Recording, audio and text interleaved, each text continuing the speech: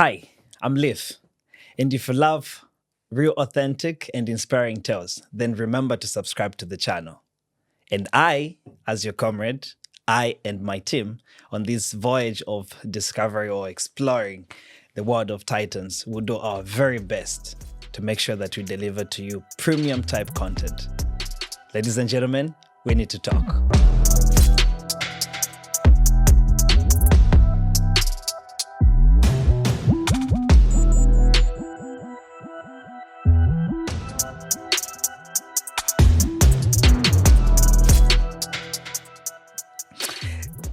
Junto. Botei. Tunayo Mayuma. Well, yeah. Man, crazy stuff is. I thought of asking you, is there such a thing as wrong walking? Well, I wouldn't really put it as wrong walking. I would more of say atypical walking, something that is. See. We're not starting, like, we're just starting right now. So please relax. No, we have to be careful with words because words mean a lot of things. So you have Okay. to use the right words to describe something before somebody gets worried. I have a lot of learning to do today. Yeah, because so I got a chance to find what people have been talking about. People have been talking about you. And so really so much great stuff that I got to find. You are on the Czech science research website somewhere, and they're talking about you and all the cool stuff that you're doing. I was like, I've never had a serious conversation with this guy. It's like he knows way too much. So I'm getting to learn. It's like you studied this, you studied the other thing, and you wrote this, and all these projects that you're working on. I was like, nah, this doesn't make sense at all. Is this like you're talking about the same Chipo? Chipo is the other person. What is going on that these people find you? Well, I would say mostly through the faculty. I'm involved in a number of projects, and as you know, there's a whole connection between the faculty and the research community. So every time you're doing something that is a bit, different. This time, I think we're doing some research in Zambia. Yeah. So we had people come over from the university to ask about the research because it was a funded research. So they sort of also needed to know where those funds are going. So they need to get the person who does that. Yeah. So from there, it's got a snowball effect, and you get interviewed over this. Next year, being asked about that, and you end up being on the internet. Yes. But I'm not that famous. It's Easy. alive, I right? like that. No, but I think so. This is what they write in the original article. You say, "Si zlepšovat vývoj postižený děti nejen v Africe." In English would translate, I hope this is correct, and you would be telling me. Kapita kajaka. Chishovo. All right, so it says, I want to improve the development of disabled children, not only in Africa. Is that correct in English? That's a bold statement. It is. There's a reason to that. I guess one must dream big. And it's just, I guess it's one of those things that, yes, I would love to do. And we have to start from somewhere. We definitely have to dream big. And I feel like the development of kids is important, not just in Africa, but across the board. We need to have sort of standardized means and therapies that could be applied anywhere you go without really having to, change too many stuff, but more of like readily available help. Of course, tailored to the environment, but this help should just not remain in one sector. It should be available everywhere. That's what I meant by that. So when we say, is it pediatrics and occupational therapy? Yes. That's what you provide. Yes. So I studied occupational therapy, but then I focused. What is it? Occupational. Okay, let's start from there. So occupational therapy is an allied health profession. So you study at the medical faculty or health faculty, whatever you want to call it. Right. And it has different branches. My field has different branches. But the main focus is to help people attain activities of daily living. We call them ADLs.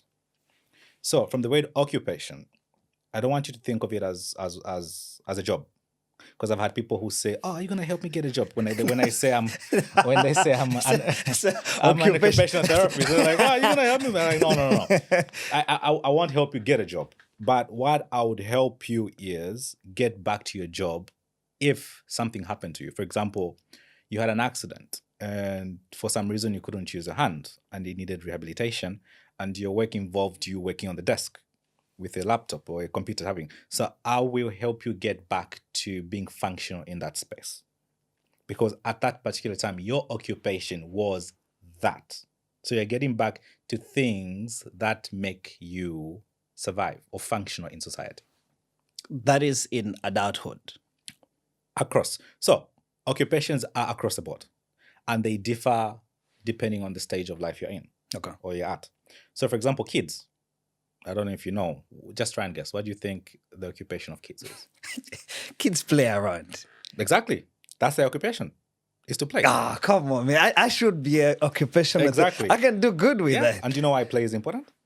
No, because so I'm checking your writing and the documentation that you have, and they do mention about preschool, kids, children, kids. Yeah, so they're mentioning to say there's an age for development.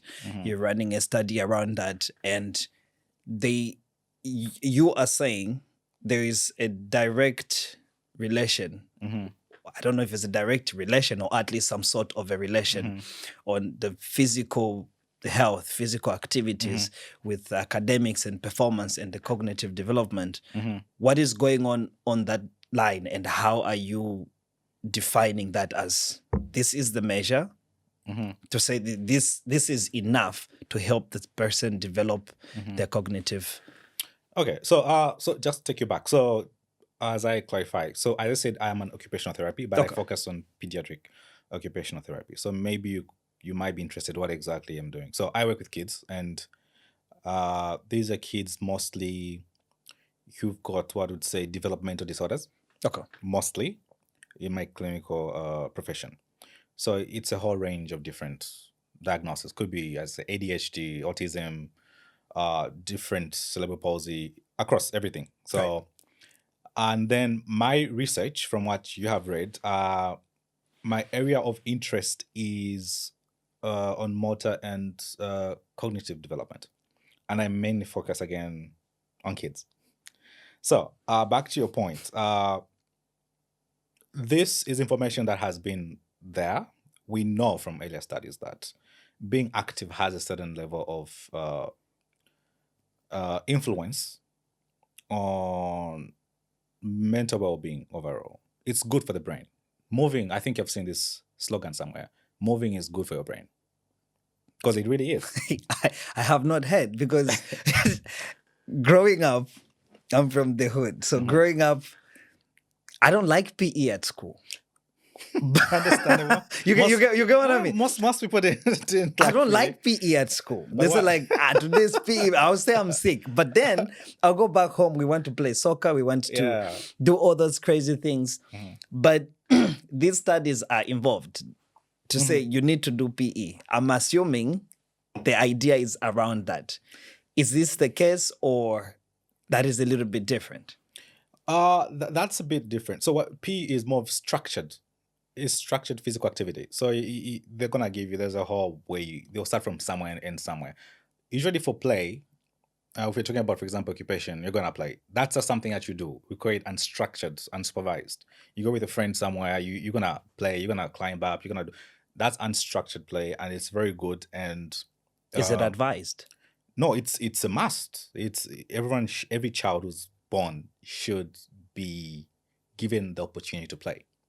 Because when you play, you explore the world. So, for example, a child, you put them down. They're going around. They're touching things. They're climbing. They're grasping into things.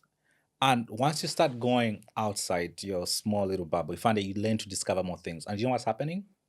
You are developing more concepts. So they use that relationship between play because it's helping you in a way also explore.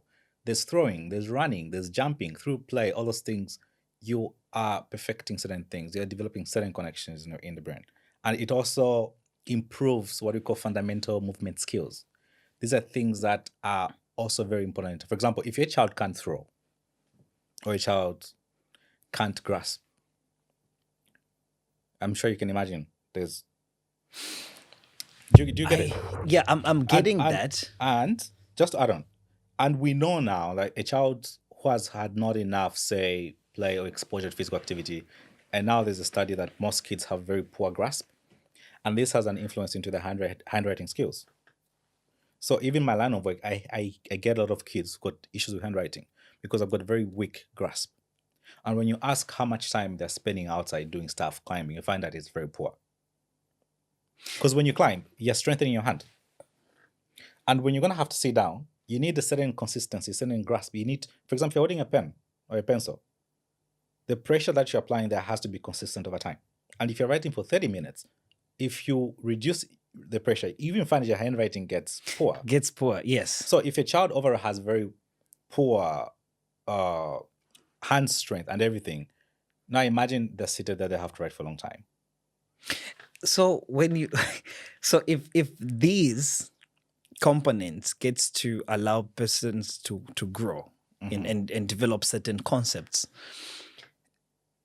So when we are in primary school back in the days, and then they say Nichikopo, Chiange, is there something that is missing around there? Because I'll tell you. So I don't know if this is true across the board, but the kids back of my hand, there was a little bit of a difference with the kids from the hood and how they were doing certain things and whatnot. Now, I understand that probably there's certain parameters that we're measuring in there.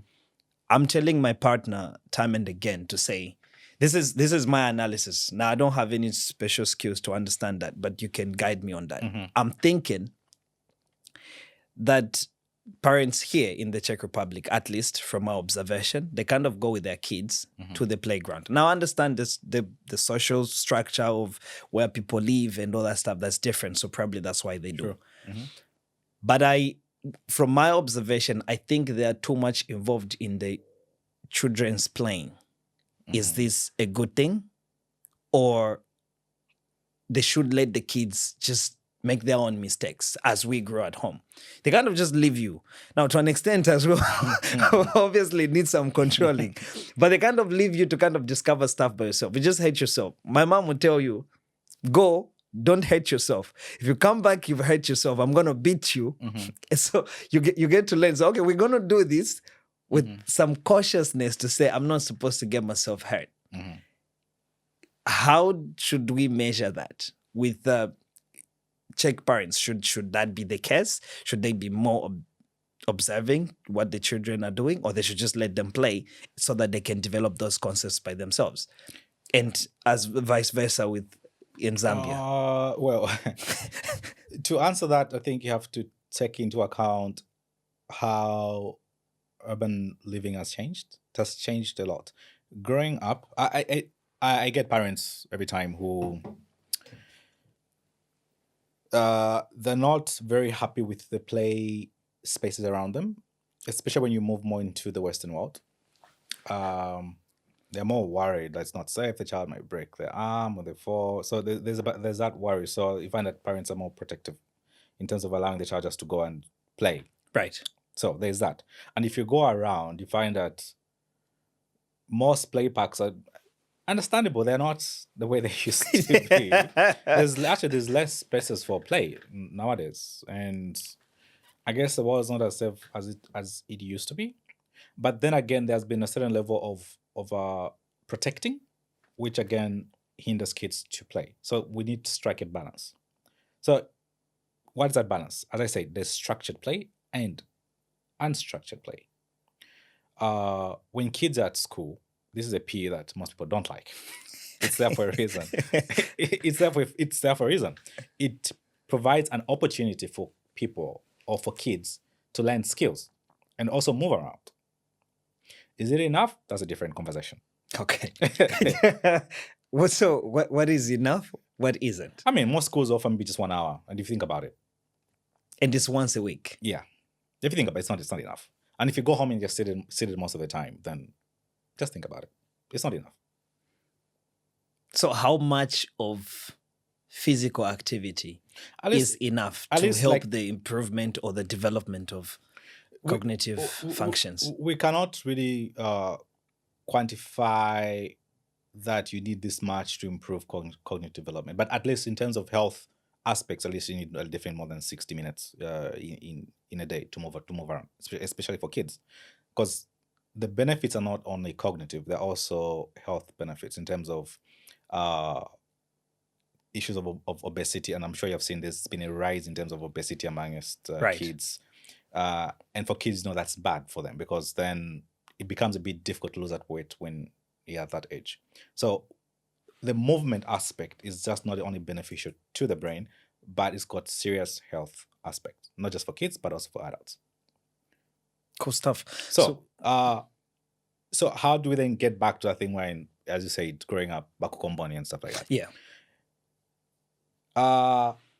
There's a difference because in my study, we did find a difference when we're assessing some things. So for the skills, you find that the kids who come from more middle class or going to these schools that are more in the middle class, upper class, there's certain skills that they have, technical skills that the kids from the poorer backgrounds don't have.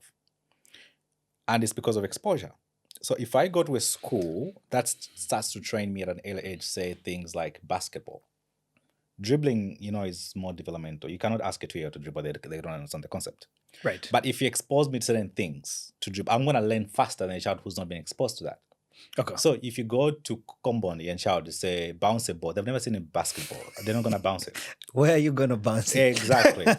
So that's where the structured play comes in. So when you are exposed to a certain level of things, you gain an advantage. So these kids that are going to I would say better schools, they're getting an advantage because they are gaining both, provided that school provides enough physical education. They are gaining both quality physical education and they're also gaining very good education. So the concepts they're getting are more holistic and they're more. But you find that the kids maybe who are going to the poorer neighborhoods, the physical education is not so much. Maybe the school doesn't have enough PE instruments and stuff like that. Even maybe the classes are too crowded. So you find that they're not getting that. They might be good at running because maybe that's what they do when they go to the unstructured. They run a lot. The endurance is very good. But maybe this child who comes from a richer, they do more of a sitting. So the endurance is not good. But when you ask them maybe to do shooting arrows, find that they're good. Because at school they do that. So the environment in which we expose you to certain things. And you find that based on that, there'll be certain differences. So I don't know. So is that then? So is it safe to say somebody's not Dao? They're just exposed to different things than the other person. Yeah. So just to be careful. So when you move around, we're not saying you're going to become more smart. What's the difference? Yeah, it's there's really no correlation between being physically active and being intelligent. We have to be careful with that. Because at least we find people trying to go around running. I'm going to make push start running. I'm going to get No. So when we talk that there's this relationship between being physically active and cognitive development, we're talking about how one helps enhance the other. So imagine it's the best. So when I'm more physically active, there's a lot of things that are happening. So, for example, I'm feeding the brain in terms of there's increased blood flow to the brain. Sure. Which is good in terms of neuron development. And the more neurons that we have, definitely the brain is going to learn things faster. So it helps that. Not that it's making you smart. Okay. Because as I said, exposure is important. But when you create this best and you bring in this, you find that now you're creating a very conducive environment that benefits the child even more. So all these things have to be factored in. But if a child is just, say, seated, they don't do anything, you find that it also affects certain level of, say, we call them executive functions. We find that because there have been instances of where kids who are less active might have lower, say, inhibition or cognitive flexibility. So, for example, cognitive flexibility, when we talk about that, is the ability to switch between tasks. So, if I give you a task A, and then there's task B that has to come, like you switch. You're still gonna hold on to this, but then you Right. still do that. Then you can easily switch back to it. Right. So when you're doing physical, if you have noticed, if you're doing play, lots of play, and you do anything that is cognitively demanding or has lots of coordination. For Right. example, jumping. Jumping is a very cognitively demanding because Right. it looks easy, but it's not. Okay. When you're throwing, you have to focus. Right. I have to focus on the target. There's my hand. Am I doing the right thing? I don't know if you're seeing a connection. Yeah. So it's those things that are related. So indirectly, they are helping build the other skills in the brain that are important. And they created base for better learning in the school environment. So that's the relationship we talk about. Yeah. It's not making you smarter. It's just creating a certain base that makes it easier for you to have proper, better academic success. And there is that correlation. That Okay. kids who are more active usually tend to have better academic success later on. So Because these things have been developed and said to be ready to. okay. So if those things are designed as they're supposed to, obviously there has to be parameters that are being looked at. Yes. In the studies, you write quantity over quality. What does that mean? Quantity over quality or the other way around? Quantity over quality, or maybe The quantity of the activities that are being done are not enough. It's not about the quantity, Okay. but you find that that's what mostly is done, but it's about the quality of the programs that are being implemented. So it's the other way around. It's the other way around. Okay. So you want the quality of whatever you're doing to be sufficient to aid in whatever you're trying to do. Because, for example, if I put you on a training program, and we need to know why are we doing that. For example, are you trying to lose weight? Are you trying to improve your cardiovascular, endurance? What are you trying to do? And we need to create in such a way that it's beneficial. Because imagine every day you come into the gym and working 2 hours, you know what's going to happen after a few weeks. You're going to burn out. The quantity was too much for your body to handle. But if we space it out such that it's just enough and the right amount, find that even your motivation to keep going to the gym is maintained. And that's why the quality of this program is important. And that's why the PE programs have to be evaluated. Are they good? Are they bad? Or are we just taking kids to go to the playground and say, oh, okay, run around?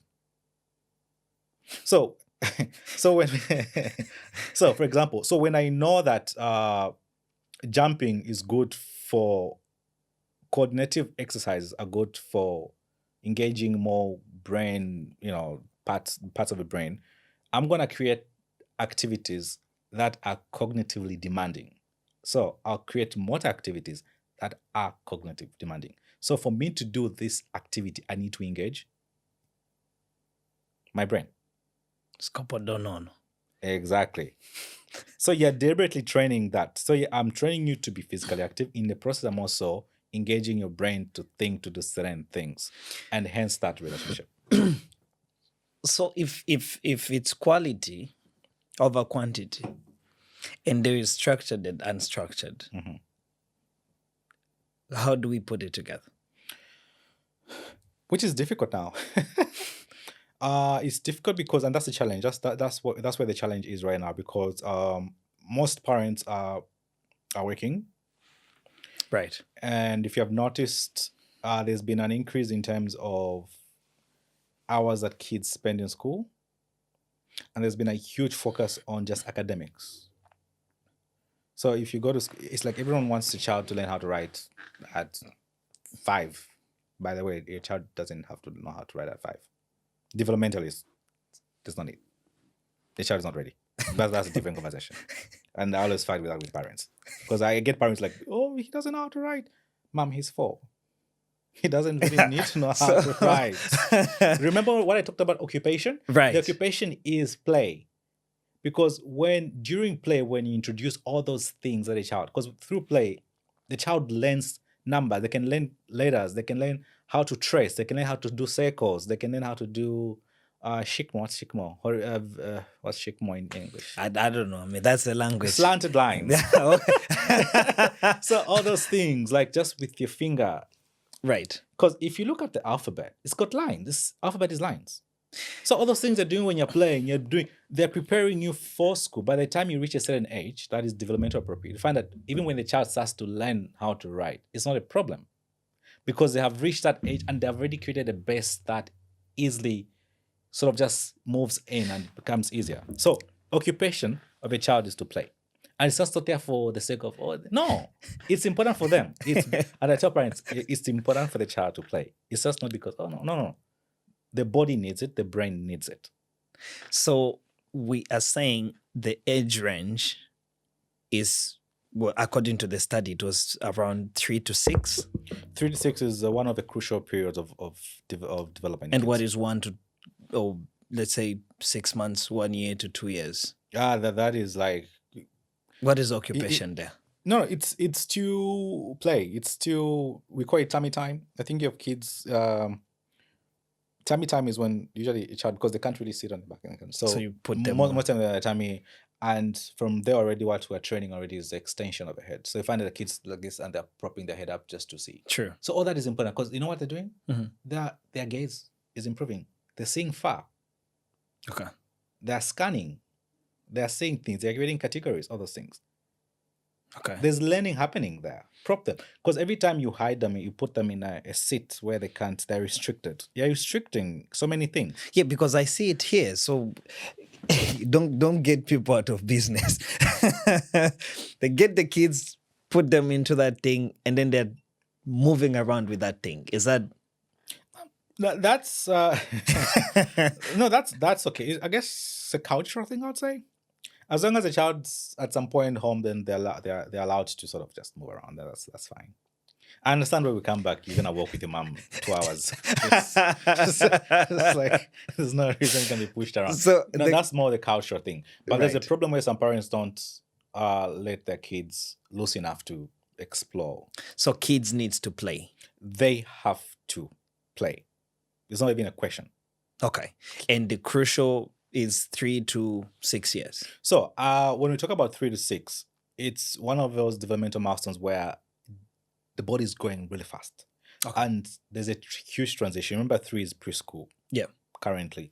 So you're going to be exposed to this environment. You're learning new concepts and you're already preparing for grade 1 elementary school. So there's a lot that's happening. And the body is also changing a lot within that age. If you have noticed it between a 3 and 6, by the time there's so much change, like before the child has really grown so much. So there's a lot. The brain is developing a lot and they're assimilating so much information.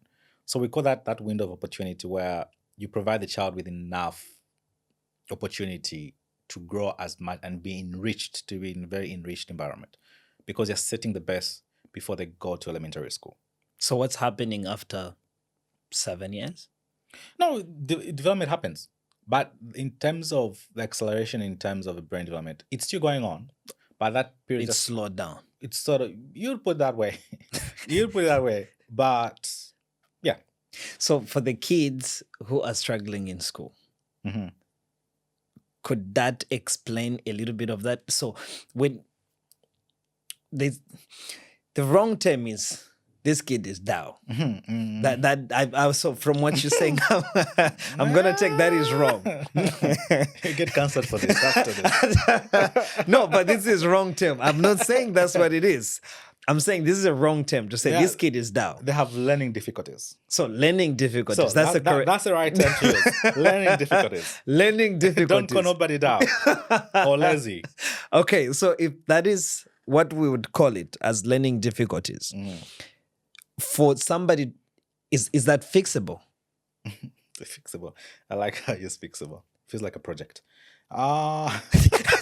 It is a project. You have to put milestones, a timeline for it. So the question is, learning difficulties.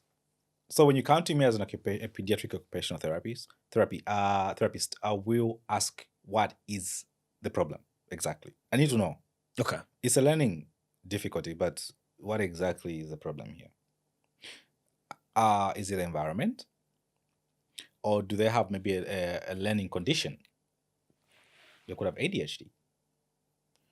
They could have undiagnosed dyspraxia, dyslexia, all those things. There's a whole range of problems. I think if you've ever, probably you have heard of adults who say they have problems reading. Yeah. Or maybe words turn around when they read the words. You're not supposed to laugh. No, look, you have to say this in a proper I'm way. saying, No, that's oh my gosh. I'm gonna need a new interviewer here before we both get cancelled.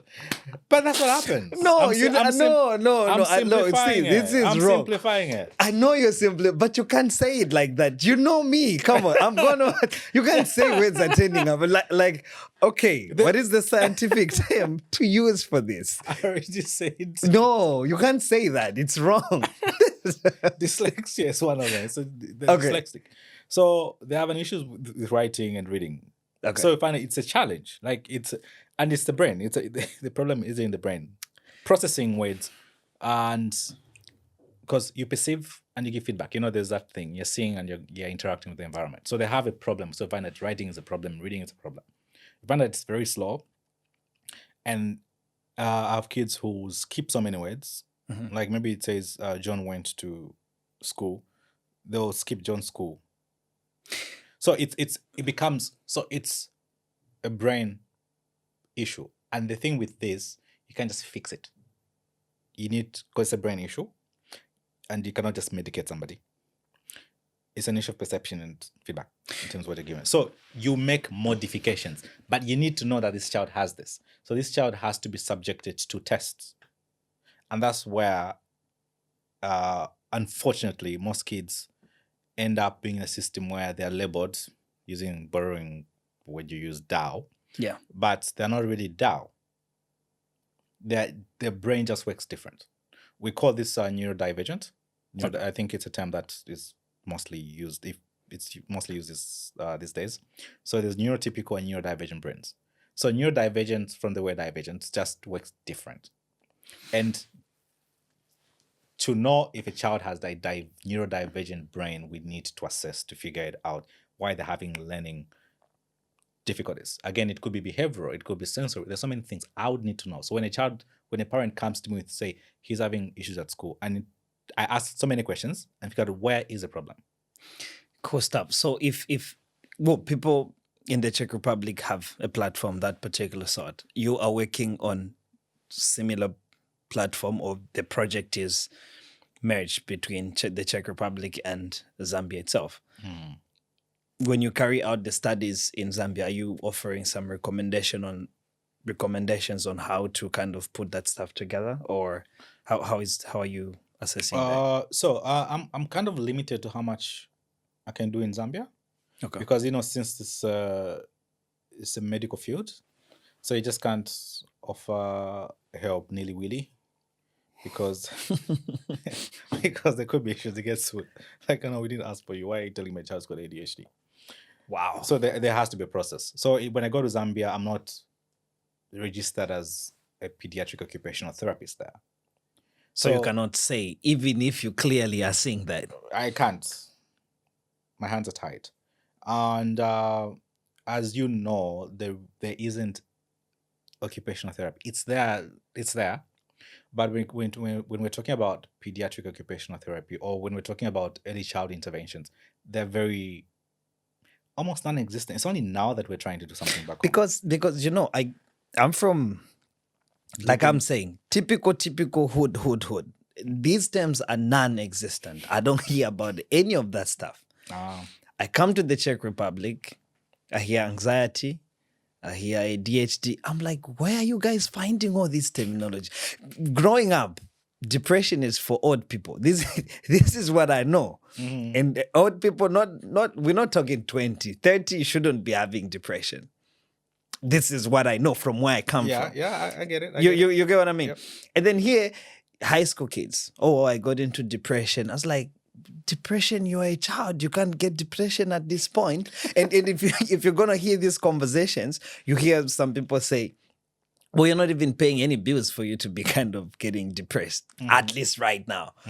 And all these terminologies coming up and all that kind of stuff. Is this diagnosed in your field? Are you naming these things during that assessment?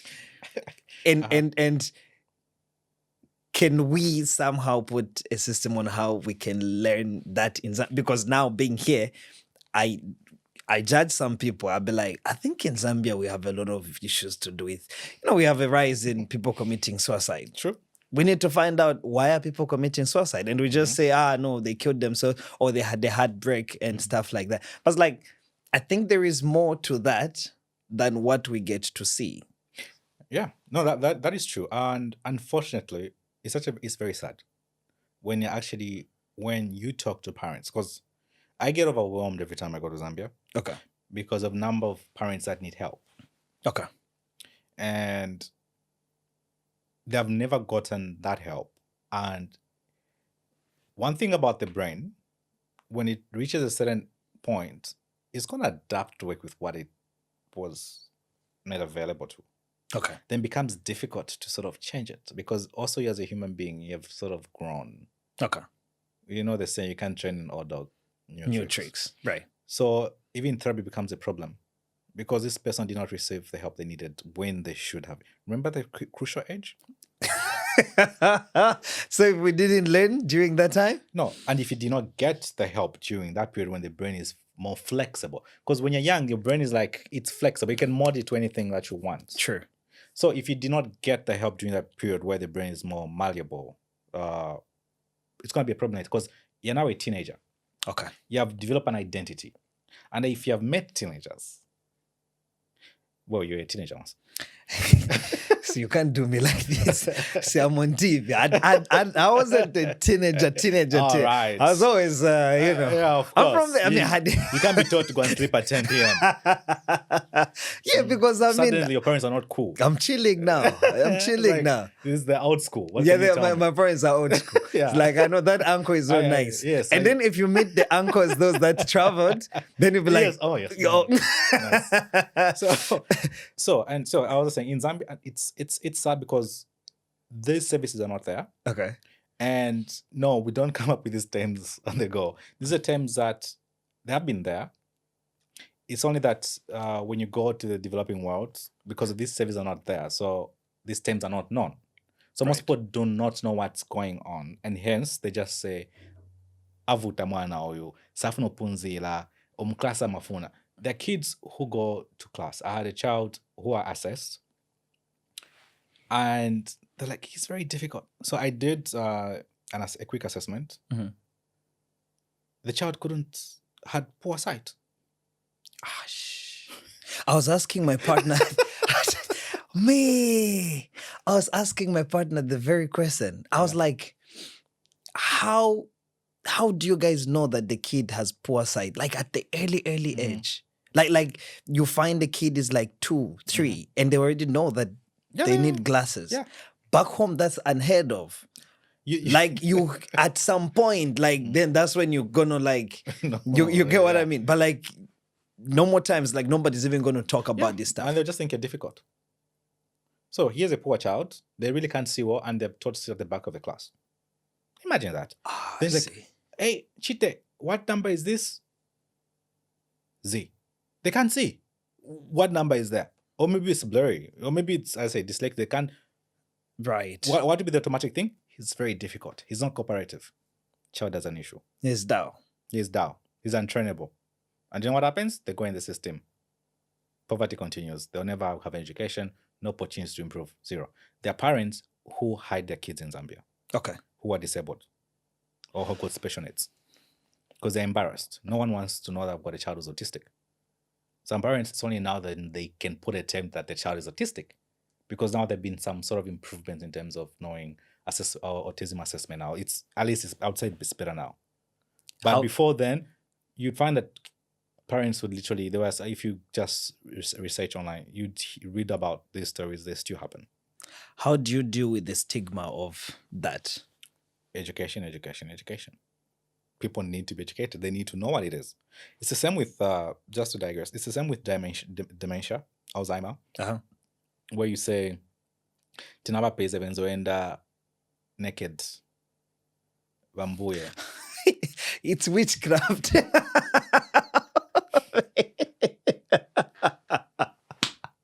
It's witchcraft. Yeah, but How was that person found naked? But have you noticed every time they talk that person looks very confused. They don't know what's going on. They even look scared. If you have noticed, most of the time they don't know what's going on. They're confused. They don't know where they are. Every time, all those people have been caught naked. Yes. There are certain characteristics we can point out that. But That is very true. But when people don't know, and that's the thing, the unknown is a very scary thing. When you don't know something, you're gonna quickly put it to be something unpleasant. We don't like to work with things we don't know because we don't know what it is. The brain can be very defensive. It's just gonna go and put it like, oh, I don't know what that is, but it looks suspicious. I'm gonna label it suspicious. It's bad. Is it bad? No, inherently it's not a bad thing. It's just what it is. That person just got lost. The thing about people with Alzheimer, because they get confused. They can literally walk out of the house. They forget to dress. And they're just walking. They don't know. And you're going to find them walking the street somewhere in the compound. They're lost. They don't know. And maybe they come and stop at your door. They're confused. They don't know where they're lost. They literally don't remember where their home is. And they come and stop at your door. And they sit there. And you come and you find them. What's the first thing that's going to happen in the person who's educated? Instead of calling 9, do we have 911? We don't have 911. And when you come on, we just don't say that. We have. That's a lie. We have. No, there's no 911. And when you call, okay, there is a number that you call. Come on. But when you call them, they are gonna ask you if you have gas money. That is not true. They'll come. But no, but exactly. So you be there like, Mushita Chanipan. And why are you naked at my door? And there's a lot of already superstition and stuff. So you can already say it's witchcraft. It's not witchcraft. That person just got a memory issue. So when you educate people, they get better understanding some things. But of course, I would tell you, like, even in the Western world, you cannot completely eliminate stigma. Okay. Because but there's it's sort of some acceptance because it's better. It is better. Yeah. It could be better everywhere. Okay. But human beings are just difficult people because we have a reference point where we say this is better, this is bad. And I understand and I sympathize with parents. I'm not justifying why they might do that, but in their head, at the end of the day, that's human. And what they would have wanted was a child maybe who's perfect. And a perfect child is a child who's typical, neurotypical. Okay. No one wants to deal with something that is difficult. And hence why even the acceptance from the parents of it is difficult. Because this acceptance is not just from the parents, it's from both sides. Because you find that some parents don't accept that. So they're not going to seek help. Then you have the population that does not know this. They don't know how to help you. And then here's a child, both sides are not helpful. Where's the child going to go? And that's where the problem is in Zambia. So we're tackling with, outside is improving, but that would be Lusaka. But when you go outside Lusaka, and you know how it is. Yeah. Once you go outside Lusaka, you find that literacy levels are very high in the villages. They won't know that thing. ADHD, how are they going to know? It's ADHD? not there. Anxiety. We have an autistic, and this is, if you look at the studies, most of the kids who are autistic tend to have anxiety because they have, as I said, the brain works differently. So I find that, and they've got very heightened sensitivity, or what we call sensory processing disorder. So these are kids, for example, if you've ever seen a child, you take them, they just want to close their eyes and they start screaming. Yeah. They're sensitive to sound. So if you don't know all those things, you think, the child is difficult, why are they screaming? No, that child has certain problems processing sound. It's too much for them. So it's all those things. But if you don't know all those things, then it's going to become a problem. And so there's a lot to do. And trust me when I say in Zambia, there's a lot to do when it comes to early childhood interventions. We have so much work to do, and it's sad. We're talking about curriculum changing, introducing more professions that look at that. Pediatric physical therapy, pediatric occupational therapy. We're talking about more developmental psychologists. We're Right. talking about speech therapists. There are very few speech therapists in Zambia. So if your child has a speech issue, you find that you're not gonna get the help that the child needs. Yeah. And So- we'll be laughing that this person I can't speak, can't Can- pronounce thing. Yeah. Well, you got me thinking a lot of things. I hope I'm not gonna be judging. And just on that, you find that most of our parents grew up with conditions that were not diagnosed. And then they would make reference to those. Yeah, and they just don't know. We'll just be wondering why is my parent like that? Why do they like putting things like that? When your parent low key is autistic, that's not funny. So they're low cute. No, but the thing, because they were never diagnosed, so it's carried on, and there's a smaller chance, a certain level of degree that some things can be passed on. So you find that if it's only now, like now we know, and so you find that we're younger because now we know. You look like, okay, those traits, blah blah blah blah. Yeah, those traits. Bali, I think was not Bali was a little bit somehow. exactly.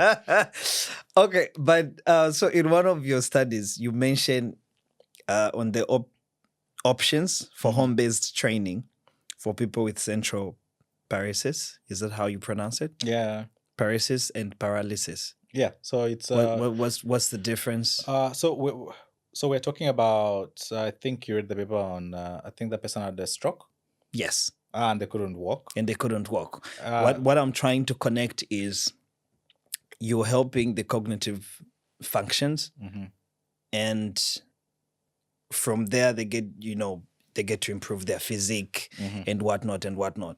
So at some point you did mention to say when somebody was working, something happened, and then for some reason they're not able to do their job. You offer that particular help to get back to that. So that is something that you're doing, obviously, with children. That is that part of the children. So when you're getting back for somebody who had an accident and they need to go back, I'm assuming you're using the same tricks as though you're teaching a child from the start, building up. Is this true? Or I'm not understanding that correctly? So therapy is a very individualized thing. So every person who comes to me, I treat them as an individual. Their needs are completely different. So we'll have to tailor their therapy based on their needs. The end goal probably similar. They need to be able to function Right. based on their needs. So if your child comes to me, an adult comes to me, and they're like, I need to at least maybe make 10 steps from my bedroom to the kitchen. That's okay. That's a very big goal because maybe they were not able to do that or they can't do that without some sort of aid. Okay. So we're going to work on that. And the goals change as we progress in therapy. So I wouldn't say we're going to do it the same like the kids, because when you're dealing with adults, there's a certain level of comprehension that's already there that kids don't have. Because with kids, sometimes they won't really express themselves. So you have to, most of the time, rely on the cues that they're giving you, trying to understand body language or getting information from the school, from the mom, to get more of a holistic picture. But an adult will tell you what's going on. Okay. They will tell you if you don't like, because kids just find, they don't like something, they're just quiet. And then you just start looking at each other. and you're not gonna win with a child. It's like, You're gonna get frustrated you as will, an adult. yes. So with adults, it's slightly more different. So, but yes, you start from the basics Okay. based on the assessment, what they need to know. And with adults, of course, I'm not saying you don't respect kids, but you do. But with adults, again, to be slightly different based on the needs. So yeah. Okay. So how do you differentiate that this one has paresis and this one is suffering from paralysis? So that is, the doctors do that. Okay. So when it comes to OT, there's a client, then there's a attending doctor. Okay. So there are doctors, the neurologists, they'll do the whole medical clinical assessment and say there's a problem with this and this is affecting this part. Maybe there's a problem with the brain stem, so this person can't really walk, maybe they broke it. So they'll do all those terms and then they'll write in their recommendation like this person needs OT, this person needs physio, this person needs speech. So then we get that recommendation, then we work on that. So I'm not going to assess for things that got, say, central paralysis. No, that's a doctor's job. I don't have the training for that. So a doctor, because it's a medical issue, so a doctor is trained in medical issues. I'm trained in rehab. I understand the terms, but I cannot assess medical issues like that. I see. How do you differentiate the two in Uh, definition? it's based on what area of the body is affected. Okay. So most central, we're talking about the brain. Say maybe the problem is from there and it's affecting pretty much everything. I see. But the other thing for maybe is just from the problem is the nerve, maybe from the spine. So then you can't move one of your legs. I see. Everything is fine, but there's information cut off from this spine down to the legs. So you need to know where the area of the problem is. Is it coming from there? And no information is coming. Because remember, this is the central, and you have the spine. And if you remember your anatomy, from the spine, the nerves go, but you have this thing. So if this thing is not working, most of the time you find that the person cannot really, everything's affected. Man. So the doctor. So again, it depends where the point of injury is. Where is it? Is it the spinal level? Is it at the brainstem level? So they'll assess, is it maybe it was here, the part that affects movement from the central key area of the brain affecting everything else. So you did a study on young adults. So I'm trying to understand from that point. Handedness, is that correct? Handedness and footedness. Growing up, it's like if you're using the left hand, again, that's a stigma. It's a problem. It's a problem. And all that stuff. And that was across the board, everywhere actually, across the globe. Is that right? It has always been a problem in human history to use your left hand. But in a case where somebody had an injury and a certain part of their body changes, is there? I mean, I understand that probably the brain would kind of start compensating on the, the able side and stuff like that. Physical education, of course, and physical health in general being the factor that gets to improve both. Is there an age that you'd say, I think at around this age, you need to do too much of physical activity so that you are healthy? That way, this is going to compensate if you reduce at this particular period of time. So for instance, we say 3 to 6 kids need to develop, that compensates for when they are, adapting and learning new theories, concept during the study period to about, 26. Now at that point, adulthood has hit. So you're doing more different things. That often I hear elderly people say, I can't learn a new language now. I think I'm way too old for that and stuff like that. So obviously, it's probably challenges coming around that time. Is there a way on how this could be kind of advised that people need to learn how to use both parts of their bodies just in case they get into an injury of this sort, they will be able to compensate this to kind of create that balance? Is it a wrong thing to be more dominant on one side or the other side, left, right? You're saying across the board, there was a stigma for it. Yeah, the thing is, you don't need to learn to start using your left hand right now. I mean, if you're dominant, you're dominant. It's a brain thing. So when you're already wired to be dominant, you're right. It is what it is. That's why we don't recommend parents to force kids to learn to write with the other hand. It's not a good thing, by the way. Dominance is a neurological thing. So when they used to force, they would beat somebody. It's not good. Why are you doing that? The child is left-handed. But again, that stems from the issue of lack of knowledge, not knowing, because the majority of the people were right-handed.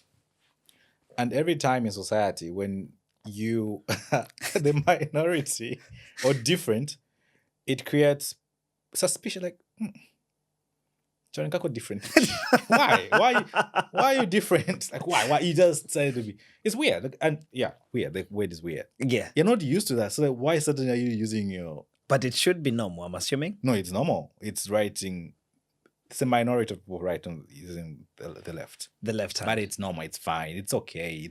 There's no problem. You're not sent by the devil that has to be sacrificed. Like bad luck. No, they could kill. The pastor would kill such kids who showed any left signs that's left like dominance. cover me. Yeah, so you don't need to train. Of course, in the event that you're amputated on your right hand and you're lefty, you could learn. You could learn how to sort of use your other. It's gonna be difficult, challenging, but you learn. Damn. But there's no need to start learning changing your dominance. The only thing that we recommend depends on the exercise you're doing. We say you have to, say if you're a golf player, playing golf is one-sided. Yeah. You're always either this or yeah. So because you play golf, you Yeah. still have to do exercises that make the other body Work. so that you're not overcompensating on one side. So we call them compensatory exercises. I came to your to your lab. You call it a lab? Or It's a clinic. It's a clinic. It's a clinic. I came to your clinic. And you were showing me some exercises. Me, I felt embarrassed. Give me those simple exercises, but really tough. You said they were for strengthening the core Yeah. and whatnot. And from that, you were giving me an exercise where I needed to balance, right? I needed to create some kind of balance and, trying to strengthen. And the compensation that you're saying. You use a word gait in your writing. How does that come in? So gait, we're talking about walking. And I guess you're trying to refer to how gait has influence on our bodies. Yeah. Yeah. How we walk, the walking patterns are very important. You have to walk the right way. That was my first question. So is there such a thing as a wrong way of walking? There is. I'll give you that. You've been judging us. It just says, oh my God. No, there is there is an optimal way of walking and non-optimal way of walking. So you're bouncing. Like black people have this thing where you have the swag in. Yeah. It's like you just bounce. Is that part of... No, it's... You might find somebody that's got a disorder. And I'm saying, this is style, this is swag on it. No. Because, I do it sometimes when I want to just do it. But on a normal day. That's it's more of a cultural thing. That work is cultural. Okay. Yeah, it's cultural. Whether it's right or not, I'm not going to comment on that. I'd say it's culture, it's more of style, it's fashion. Okay. But I don't think someone's going to walk like that the whole time. They're probably going to walk that way not. when there's a certain setting. When there's a certain setting, when I see the girls around. Exactly. I need to put it in there. Animals do that. I'm sure I've seen No, you can't say that. Animals? Birds, when they're courting, so how they flip out, like the what do you call this thing? The flamboyant bird, what do you call it? The one with the flavors, with the feathers. I don't know. Peacock. Peacock. You see how he does the whole thing when he sees a female, he's like, oh, ah. Animals do that too. Birds, they do the whole dance thing. But in the medical field. But we're talking about the bounce. What was I saying? The bounce. Okay, yeah. But so in the medical field, how does gait come in to kind of balance the whole thing out? So we assess. So it's assessed in different. If you had a medical issue, maybe after stroke, we'll assess for gait. How is it? Are you working the right way? Usually stroke, depending on where it was affected, hemiparesis. You find that people, if you have seen maybe people who walk like with the half of the arm, maybe they were so true. You find that there's certain muscles that are not working. So we assess to see how best we can. But really that doesn't go, because if a muscle is not working, it's not working. But then we have compensatory mechanisms, adaptations, just to help. But then there are certain habits that can influence how you walk. And sometimes how you walk will have an influence on other things. For example, back pain and stuff like that, because you're not walking the right way and you're concerned with back pain. Sometimes because of how you walk, because you're not engaging the right muscles. Old people bend. They bend when the... Should they though? That's the question. What do you think? Well, I saw it when I was reading your documentation on gait, and I was like... So they look like this, and then they straight. So it's like there was a spectrum yeah. that we're using. It's like there's a normal way, and then some people are kind of Yeah. on one side, Yeah. kind of walking. So I'm like, and back home we're gonna laugh at this. True. I think it probably would be the same as well when you look around. Is there a way on how that can be corrected in old age? Yeah, there is. I think you talked about the crucial where you're learning things and adulthood. Learning training doesn't have to stop at any level. It just changes based to accommodate your needs and the stage you're in life. Okay. And when we're talking about the older population, or after a certain year, for example, you're not 25, you're starting hitting the 30, after a certain age, your body just starts to go down. And that's when you should actually now start to not overtrain, but put in the work. So that you age in a way that still leaves you functional. Okay. So what we're talking about for adults, we talk a lot. We talk a lot about resistant training, pushing weights, doing things. Because you know what that does? Yeah. It builds muscle. I see. And muscle is literally the thing that holds you together. Hit the gym. You hit the gym. You don't need to hit the gym. You don't need to. But it can be anything. You can do body exercises. The most important thing is building muscle. Okay. And there is enough data on showing that adults or old people who have more muscle tend to fall less. I see. Because I'm sure you know why. Because when you think of muscles as something that is holding you together. True. So even if it's the contraction, it's gonna hold. So there's that. So it's gonna correct your posture. So the muscles are helping you to put you back in a certain. But if your body is just more jiggly, to make it simple, like more fat, nothing else. Bind the jiggle. You find that there's nothing. There's no core. The glutes are not working. Nothing. But I have seen. I don't think they work out. I've seen other, some odd folks like straight up. But do you know their history? Maybe they used to be very active until a certain point. Maybe that would be the case. That's very important. Your current age right now, it's going to have a huge influence later when you're in your 60s, 70s. Which was my question. Is there an age range where you say, please, at this point, try as much as possible to kind of do ABCD to compensate for when you are not really able to produce this level? Start yesterday. I tell people start yesterday. Don't wait. Start yesterday. Right. We sit a lot more than our ancestors used to. And if you're looking into anthropology and the old texts, when you're analyzing how people used to look, like the structure, anthropology, right, like they used to be very straight, like they had very good posture. People back then used to walk. They used to sit less. But we sit more. We are less active, and that has a lot of effect on our bodies. The way our body with time it changes, because if you're just sitting, you're not using your body. And the thing is, if you don't use it, you lose it. Yeah. So there has been a shift when you look at the current times in how much we're actually using our bodies. And this has an influence on how we end up looking when we're older. Okay.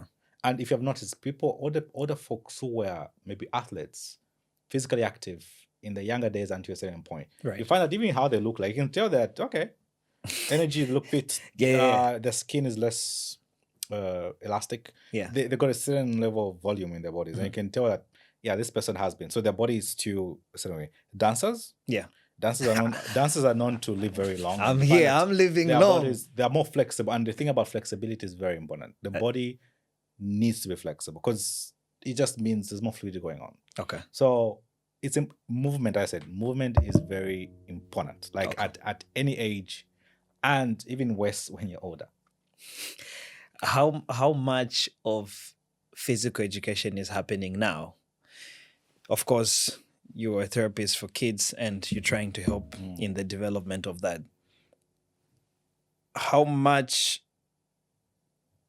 are parents satisfied with how much you're giving now? That is obviously they're satisfied. That's why they come back to you. I'm asking. We in the technology era, so we have more tablets, true, more iPhones and Instagram, TikTok. You can just be scrolling and all that stuff. How much is that affecting the current situation? Because obviously you can see from the numbers of patients coming through the clients from when you started working and now. How is the shift? Because now it's like more popping into the technical space. Okay, so in my clinical work, I think most of the kids, I say, that come have certain things that need to be ironed out. They do say, because like when they come for therapy, it's only like 45 minutes. Okay. So most of the work is done at home. But then they do, of course, they do complain there's not enough physical education at school. Okay. Because they would love their kids to move more, but there isn't. Overall, there's been a decline in terms of physical education, the numbers, and physical activity. People move less now across the board. That decline has been there. Okay. And even if you go to a trainer, you come to me, I'm only seeing you maybe once a week. So it's not enough. There's So not at the end of the much. day, it's you as a client, what are you doing when you leave this space? Okay. So even at school, when you know that your child is not getting enough physical education at school, of course, again, I have to be careful with this because not everybody has a luxury. Remember what the point where environments also True, matter a lot. true. Like socioeconomic status matter a lot. If you got more resources, Yeah. then your child can go to extracurricular. They can go climbing. But climbing is very expensive, for example. They can go swimming. They got a trainer for swimming. Do you have the money to pay for that? Yeah. They can go to dancing. Do you have money to pay for dancing? And if you have noticed, most of the extracurricular activities now are paid for. They're structured. True. Which brings us back to that thing. There's now more structured play. However, structured play now is expensive. True. And structured play still beats the structured because it's free. So, what do you do as a parent? Do you pay or do you create time? Another question, do you have the time? I cannot answer that. That's a good one. So is you provide options. What can they do in that space? They don't have the money. The economy obviously does not allow somebody to be, applying that. What do you do in order to create that physical education? Because that becomes a social policy on a governmental level. What is the government going to do about it? It's people not moving. People cannot afford to play as they used to. The problem becomes more of a general population problem, and it has to be addressed as a whole. But we need to acknowledge that there's a problem here. But people, yes, some people have acknowledged there's a problem, but if everybody is too busy trying to make it and forgetting that, I hear this a lot to say, if you spend your whole life chasing the bag, when you get the bag, then you're gonna use the bag to pay for your health and stuff. Yeah, there's always a trade-off. And as I said, when I mentioned about the play parks, there's walk around Prague. There used to be a lot of, even when you talk to people who lived here forever, they will tell you there used to be a lot of play parks in the past, but they have declined. They've reduced. Even how they look is different now. It's just sand pits, more seated behavior. The shark, even they're tiny, like a small little play park. Yeah, and there are hundreds of kids in there. Not hundreds, but a lot of kids. There's a lot of kids, so there's not much space. There's no space to play and run around. So the child is not really doing anything. So the parents out there are just looking at the child seated there playing with the sand. And we're building everywhere. We're cutting down the trees. But the home-based, what can they do at home to kind of compensate for that? But we are living in 1KK homes. What are you going to do in a 1KK house? There's no space. As I said, things have changed. Man. We used to live in, people used to live in big houses where people used to have gardens. So to an extent, this is inevitable. That is the reality that we are facing now. It is. So we have to find ways, either of deliberately creating neighborhoods or urban development that factors in that they are kids. Okay. That need space to still run around, to still play catch, to still play fetch, to hit the baseball. We need to create that kind of environment. Yep. But does anybody care? Again, that's the question that should be addressed at a certain level. The government has to deliberately look into that. And this is just not in Czech Republic. It's in Zambia. In Zambia, back then, we used to have big play parks. Right. But they were sort of to build buildings. That's also a challenge. It's also a challenge. So where is your project at now? So I'm going to my last phase of data collection.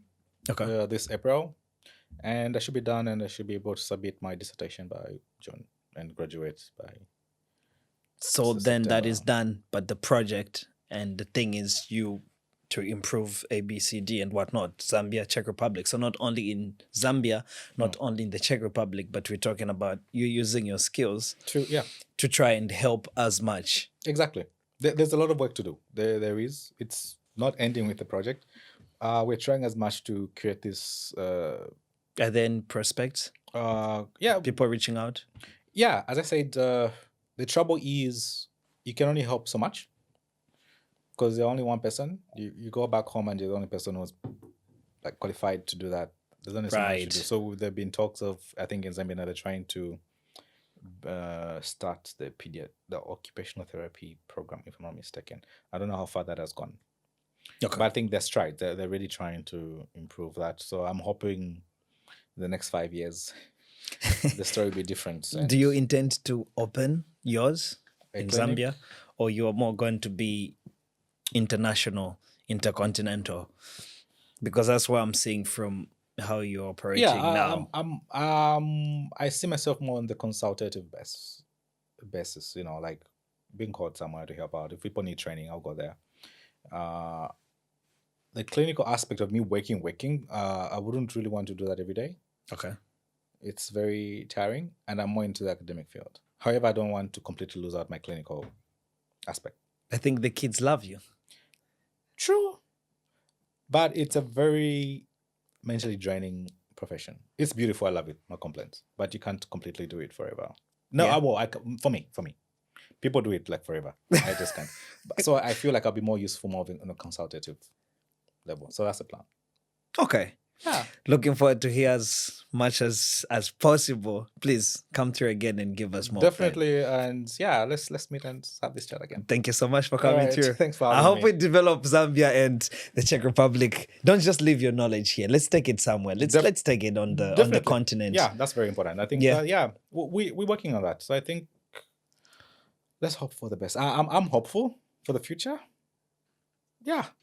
That's how it goes. Good stuff. Let's do this again. All right. Ladies and gentlemen, it's the Titans Podcast. I'm Liv. Thank you so much. See you next time. Cheers.